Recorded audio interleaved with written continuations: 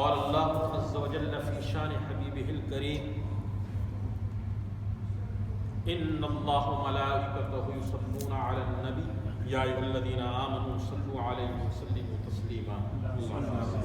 اللهم صل علی سیدنا مولانا محمد وعلى آل سيدنا مولانا محمد وآل الكريم وبارك وسلم صلاة تحب ترضى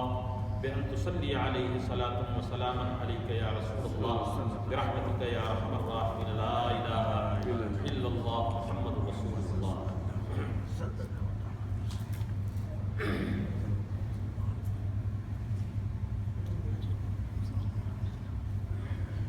والذين يؤمنون بما أنزل إليك وما انزل من قبلک وبالآخرۃ هم یوقنون، اور وہ جو ایمان لائے ہیں اس پر اے حبیب جو اتارا گیا ہے آپ پر اور جو اتارا گیا ہے آپ سے پہلے، اور آخرت پر بھی یقین رکھتے ہیں۔ سبحان اللہ، اتنی حسین و جمیل یہ آیت کریمہ اپنے دامن رحمت میں نہ جانے کتنے علم و عرفان کے پھولوں کو سجائے ہوئے ہے۔ ایک طرف تو اس آیت کریمہ سے ختم نبوت کا ثبوت ہوتا ہے۔ چند منٹ ہم اس پہ گفتگو کر لیں کہ ختم نبوت کا معنی یہ ہے کہ اللہ تعالیٰ نے حضور سید دو عالم صلی اللہ علیہ وسلم کو آخری نبی خاتم النبیین بنا کر کے بھیجا ہے۔ آپ سے جتنے بھی پہلے انبیاء کرام گزرے ہیں وہ سب کے سب برحق ہیں۔ حضرت عیسیٰ سے حضرت آدم تک جو بھی نبی اور رسول تشریف لائے ہم ان پر ایمان لاتے ہیں۔ ان کی عظمت، ان کی فضیلت، ان کی مرتبت، ان کا درجہ، سبحان اللہ، اللہ نے ان کو رسول بنایا، نبی بنایا۔ ہم نبی اور رسول ہونے کے اعتبار سے ہر نبی اور رسول پر ایمان لاتے ہیں۔ قرآن نے یہی کہا والذین یؤمنون بما انزل الیک وما انزل من قبلک، حبیب جو آپ پہ نازل کیا گیا یعنی قرآن پاک، اور آپ سے پہلے، آپ کے بعد کا کوئی سوال ہی نہیں ہے، آپ پر اور آپ سے جو پہلے انبیاء کرام گزرے ہیں، تو بعد میں یہ کہاں سے بات ہے؟ نبی جو ہوتا ہے اس پہ وحی ربانی کا نزول ہوتا ہے، رسول ہے تو اللہ تعالیٰ اس کو وحی ربانی کے ساتھ ساتھ نئی شریعت اور نئی کتاب بھی عطا فرماتا ہے۔ تو حضور پر اور حضور سے پہلے بات کا کوئی ذکر نہیں، تو اللہ تعالیٰ نے ہمارے نبی کو خاتم النبیین بنایا ہے کہ آپ کے بعد کسی طرح کا کوئی بھی نبی اور رسول سوچا نہیں جا سکتا، جس میں قرآن مجید فرقان حمید کی بہت ہی مشہور آیت کریمہ ما کان محمد ابا احد من رجالکم ولکن رسول اللہ وخاتم النبیین، یہ حضور صلی اللہ علیہ وسلم کے مقام مدح میں ہے کہ حضور خاتم النبیین ہے، اور اس کے ساتھ ساتھ درجنوں احادیث طیبہ میں بڑی صراحت کے ساتھ بہت ہی واضح لفظوں میں اوپن لگ، اس میں ذرا بھی کوئی اشتباہ یا تعویل کی گنجائش نہیں، حضور نے فرمایا کہ انا خاتم النبیین ولا نبی بعد، میں نبیوں میں خاتم،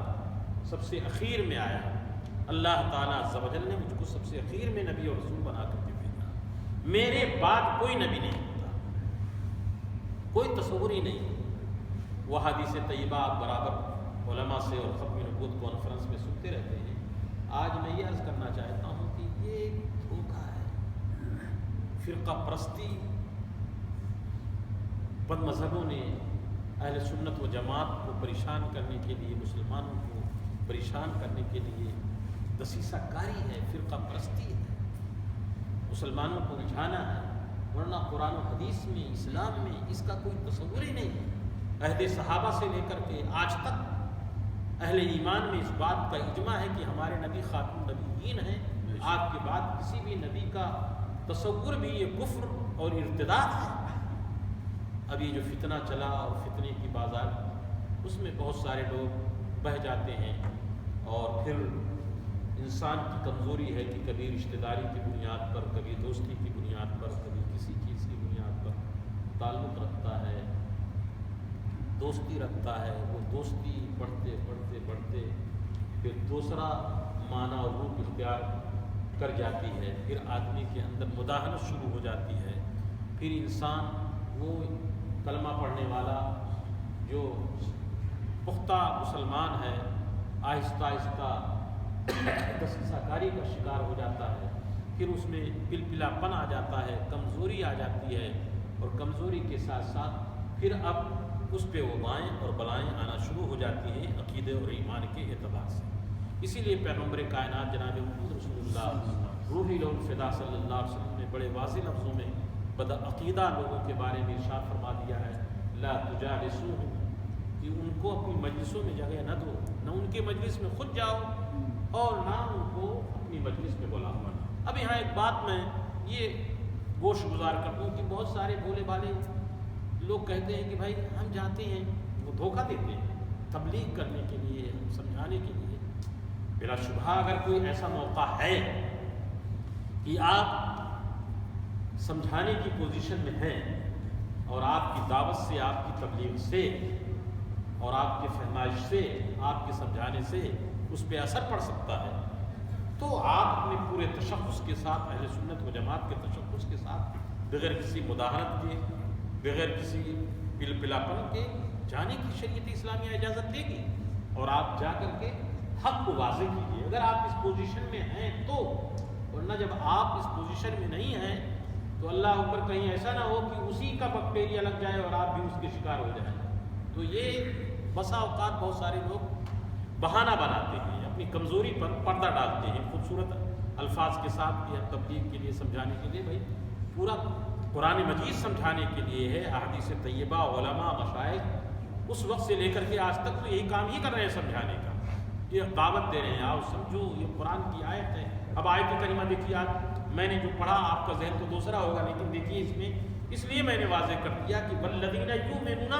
بما انزل الیک، جو آپ پر اتارا گیا، وما انزل من قبلک، اور جو آپ سے پہلے اتارا گیا۔ تو حضور پر اور حضور کے پہلے جو آیات اور جو کتابیں، جو صحف اتری ہیں، ان کا ذکر ہے۔ بات کا ذکر کہاں سے آ گیا؟ بات کی بات تو ہے ہی نہیں ہے۔ اس لیے عزیزان ملت اسلامیہ، اگر یہ جو کہتے ہیں کہ نبوت کا سلسلہ منقطع نہیں ہوا، تو حضور کے بعد بھی وہی نازل ہوتی، اس پر ایمان لانا ضروری ہوتا، جیسے پہلے کے نبیوں پر، پہلے کے رسولوں پر ایمان لانا ضروری ہے۔ تو اگر معاذ اللہ نبوت کا سلسلہ جاری ہوتا تو یہ ہوتا قرآن میں کہ آپ کے بعد بھی جو ہے اترے گی، آپ کے بعد بھی جو نبوت کا سلسلہ ہوگا، کلام ہوگا، کتابیں ہوں گی، اس پر ایمان لانا۔ لیکن حضور پر، حضور سے پہلے اور بعد کا کوئی ذکر نہیں۔ تو قرآن کی نص قطعی ہے۔ اس صورت میں تو آیت کریمہ کا معنی بالکل واضح ہو جاتا ہے۔ سمجھ میں بات آئی نا؟ اس لیے دوستو اس میں کوئی کمپرومائز نہیں، عقیدہ کا تحفظ، نہایت ہی پختگی کے ساتھ اپنے دین پہ قائم رہنا، اپنے ایمان پہ قائم رہنا، اس کی حفاظت کرنا، اور اسی کی حفاظت کرتے کرتے جب دم واپسی ہو اور آخری وقت ہو ہمارا اور آپ کا، تو ہماری زبان پر کلمہ طیبہ جاری ہو، لا الہ الا اللہ محمد رسول اللہ، اور یہی پڑھتے ہوئے اگر ہم قبر میں گئے تو انشاءاللہ ضرور اللہ کی رحمت سے جب یہ پوچھا جائے گا وما کنت تقول فی حق ھذا الرجل، تو وہاں جناب محمد رسول اللہ روحی الفدا صلی اللہ علیہ وسلم۔ لیکن جو لوگ آئیں بائیں چھائیں کرتے رہے، وہ کیا کہیں گے؟ وہاں کون آئے گا؟ اس دجال کو پیش کیا جائے گا، اس ملعون کو پیش کیا جائے گا کہ جس کی اتنی پھوٹی اور جتنی ناپاک زندگی وہاں کام آئیں گے۔ تو جناب محمد رسول اللہ روح الفدا صلی اللہ علیہ وسلم مبارک علیہ۔ اس لیے دوستو عقیدہ ختم نبوت یہ وہ اجماعی عقیدہ ہے کہ اس پہ ڈٹ کے رہنا، محبت کے ساتھ، پوری مشقت کے ساتھ، کوئی بھی ہیلا بہانہ تعویل نہیں۔ یہ اہل سنت و جماعت کی مساجد، تو یہ احمدی تو ہے نہیں، وہ تو غلام احمد، غلامی ان کو کہنا چاہیے، لیکن وہ دوسرے پہ کہ یہ جماعت وہ جماعت، وہ کون سی جماعت؟ جماعت تو صرف اہل سنت و جماعت ہے، لیکن یہ 1.5 اینٹ کی مسجد بنا کر کے، مسجد کیا ہے ان کو ظاہر سی بات ہے کہ جو اپنے فرقہ بنائے ہوئے ہیں اس کے تحفظ کے لیے، لوگوں کو بہکانے کے لیے اس طرح کی حرکتیں کرتے ہیں، ورنہ دوستو اہل سنت و جماعت کی مساجد، مسلمانوں کی مسجدیں، یہ عبادت گاہیں ہیں، وہ سب مسلمانوں کے لیے ہیں، اہل سنت و جماعت کے لیے ہیں، تو یہ الگ سے ظاہر سی بات ہے کہ ان کا یہ بنانا ہی، ساری چیز کرنا ہی اس بات کی دلیل ہے کہ یہ مسلمانوں کی پیٹھ میں چھورا گھونپنے کے لیے اور مسلمانوں کو نقصان پہنچانے کے لیے، تفرقہ بازی کے لیے اس طرح کی حرکتیں کرتے ہیں۔ وَبِالْآخِرَةِ هُمْ يُوقِنُونَ، اور آخرت پر وہ ایمان رکھتے ہیں، یقین رکھتے ہیں، یعنی آخرت کی زندگی کو صرف ماننا نہیں، تسلیم نہیں کرنا، بلکہ پختہ یقین، یعنی اس طرح سے کہ علم کی وہ پختگی ہو، اتنا مضبوط ہو کہ اس میں شک و شبہ کی کوئی گنجائش نہ ہو۔ اور جب انسان کے اندر یہ پختہ یقین ہو جاتا ہے، جب یہ پختگی آ جاتی ہے انسان کے اندر، جب یہ پختگی آ جاتی ہے تو یہ ایمان کا ایقان، یہ پختگی دل عقل سب کو مسخر کر لیتی ہے، اور بے خطر کود پڑا آگ میں، اللہ اکبر۔ جب یہ پختگی پیدا ہو جاتی ہے تو اس مومن کا ایمان اپنے رب پہ ہوتا ہے کہ آگ کا کام جلانا ہے، لیکن یہ آگ اسی وقت جلائے گی جب اللہ کا حکم ہوگا، یہ چیز تکلیف اس وقت پہنچائے گی جب اللہ کا حکم ہوگا۔ اور جو بندے مومن ہے جب پختہ یقین رکھتا ہے تو اپنے رب پر توکل کرتا ہے، تو رب تبارک و تعالیٰ کا تحفظ اور رب تبارک و تعالیٰ کی حفاظت اس کے شامل ایمان ہوتی ہے۔ بے شک، سبحان۔ اور پھر انسان اس کے خلاف نہ کچھ سوچتا ہے نہ کچھ کرتا ہے، اور جب روز جزا کے ساتھ، آخرت کے ساتھ ہمارا اور آپ کا یقین ہوتا ہے، پختہ یقین ہوتا ہے، تو ظاہر سی بات ہے کہ ہم جو بھی قدم عمل کی دنیا میں اٹھائیں گے، ہم یہ سمجھیں گے کہ ہم جو کچھ کریں گے اس کو پائیں گے۔ ہمارے رب نے ارشاد فرمایا ہے، فَمَن يَعْمَلْ مِثْقَالَ ذَرَّةٍ خَيْرًا يَرَهُ وَمَن يَعْمَلْ مِثْقَالَ ذَرَّةٍ شَرًّا يَرَهُ۔ روز جزا پر ہمارا جتنا یقین پختہ ہوگا، اس اعتبار سے پھر رب تبارک و تعالی نے ہمارے دل میں جو نور ایمان پیدا فرما دیا ہے، ہم کو یقین کامل ہو گیا ہے کہ ہم کو ہمارا رب عطا فرمائے گا۔ اب کوئی بھی کام بندے مومن کرے گا تو 100 بار سوچے گا، تو برائی کی طرف، غلط کی طرف وہ انسان اپنے قدم کو نہیں اٹھائے گا۔ جہاں غلطی ہوتی ہے، جہاں تباہی آتی ہے، وہاں اسی شک اور شبہ کی کمزوری کی بنیاد ہے، کمزوری کی بنیاد، غفلت کی بنیاد ہے،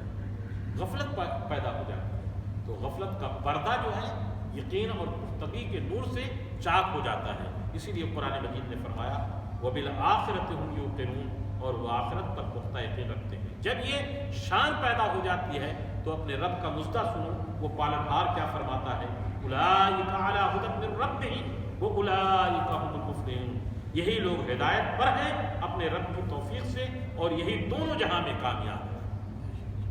اب یہ پیدا ہو گئی شان، نماز کی پابندی کیا، زکوٰۃ و صدقات کو ادا کیا، نیکیوں کو کیا، حضور پر جو کتاب نازل ہوئی اس پر ایمان رکھا، جو انبیاء کرام پہلے گزرے ان پہ جو کتابیں نازل ہوئی ان پہ ہم ایمان رکھتے ہیں، اور آخرت پر جب ہمارا یقین ہوتا ہے، جب یہ بندے مومن متقی لوگوں کے اندر یہ شان، یہ کیفیت پیدا ہو جاتی ہے، تو قرآن مژدہ سناتا ہے کہ یہی لوگ ہدایت پر ہیں اپنے رب کی طرف، اب ان کا قدم ڈگمگاتا نہیں۔ اور اب تبارک و تعالیٰ نے اس دنیا میں بھی ان کو کامیاب کر دیا اور آخرت میں بھی ان کو کامیاب کر دیا۔ یہی فلاح پانے والے ہیں۔ اب فلاح کا لفظ جو عربی میں بولا جاتا ہے، کسی ادھوری اور جزوی کامیابی نہیں کہتے ہیں، بلکہ مکمل کامیابی کو کہا جاتا ہے کہ جس کے دامن میں دنیا اور آخرت دونوں جہاں کی سعادتیں اور برکتیں سمٹ آئی ہوئی، اسی کو جو ہے فلاح کہا جاتا ہے۔ اور قرآن نے جب کہا ہے اولئک هم المفلحون، یہی فلاح پانے والے ہیں، یہ اللہ تعالیٰ نے ان کے دامن میں فلاح کو، کامیابی کو، سعادت و علم کو ایسا عطا فرما دیا ہے کہ اب یہ پریشان نہیں ہے۔ اسی لیے دوستو، جو اس دنیا میں اپنی زندگی کو آخرت کے لیے مطمئن بنا دیتے ہیں تو انشاءاللہ ان کی آخرت بھی مطمئن ہوگی۔ اور رمضان کا یہ مقدس مہینہ تو بڑی اطمینان اور طمانینت کا ہے۔ کہا گیا ہے، بزرگوں نے فرمایا ہے کہ جس کا رمضان چین و سکون سے گزرتا ہے تو اللہ تعالیٰ سال بھر اس کو چین و سکون کے ساتھ گزار دیتا ہے۔ اور اسی میں روح مضطرب ہو جائے، پریشان ہو جائے تو بقیہ مہینوں میں تو پریشان رہے گا۔ اس لیے یہ مہینہ بڑی ہی بندگی کا ہے، بہت ہی ریاضت کا ہے، بہت ہی اللہ سے لو لگانے کا ہے۔ اور قرآن نے جو فرمایا لعلکم تتقون، تاکہ تم پرہیزگار ہو جاؤ، تقویٰ کو پالو، اس مہینے کو عطا فرمایا۔ اور جو لوگ کوشش کرتے ہیں تو اللہ تعالیٰ ان کو فلاح و صلاح کی